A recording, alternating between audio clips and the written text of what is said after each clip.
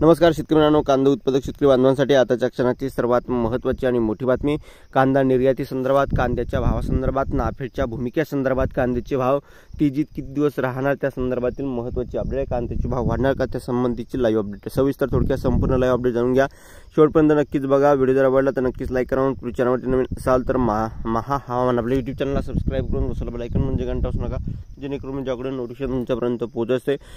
Screen शकता तेजी आणि बाजारातील खेळी महत्त्वाची अपडेट आहे। बघू शकता देशात यंदा सणासुदीच्या काळात कांदा टंचाई वाढण्याची शक्यता आहे। त्यातच खरीपातील कांदा उत्पादनाविषयी आताच निश्चित सांगता येत नाही, पण यंदा मागच्या काही महिन्यात मिळालेला भाव आणि भविष्यात दिसणारी टंचाई लक्षात घेता लागवडी वाढण्याची शक्यता आहे।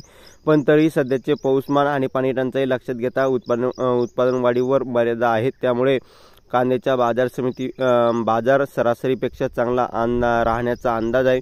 पण बाजारात कांद्याचे 35 ते 40 रुपयाचा टप्पा पार केला आहे। किरकोळ बाजारात कांदा 60 रुपयाच्या पुढे गेला तर सरकारने बाजारात हस्तक्षेप करू शकते।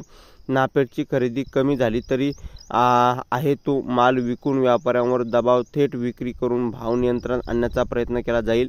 त्यामुळे कांदा भावात तेजी आली तरी त्याचे आयुष्य कमी राहील असा बाजारातील अभ्यासकांचा अंदाज आहे।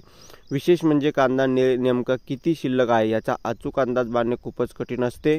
शेतकऱ्यांनी व्यापाऱ्यांचा चाळीतील कांदा आहे हे तपासण्याची कुठलीही यंत्रणा अस्तित्वात नाही। सरकारने कांदा उत्पादन मोठ्या प्रमाणात घटल्याने अंदाज बांधून निर्यात बंदी केली होती, पण प्रत्यक्षात बाजारात भरपूर कांदा आला आहे, त्यामुळे शेतकऱ्यांची कोंडी झाली आहे। ही सगळी परिस्थिती आणि अनुभव विचारात घेऊन शेतकऱ्यांनी टप्प्याटप्प्याने दिवाळीपर्यंत माल पुरेल अशी विक्रीचे नियोजन केल्यास फायदेशीर ठरू शकते।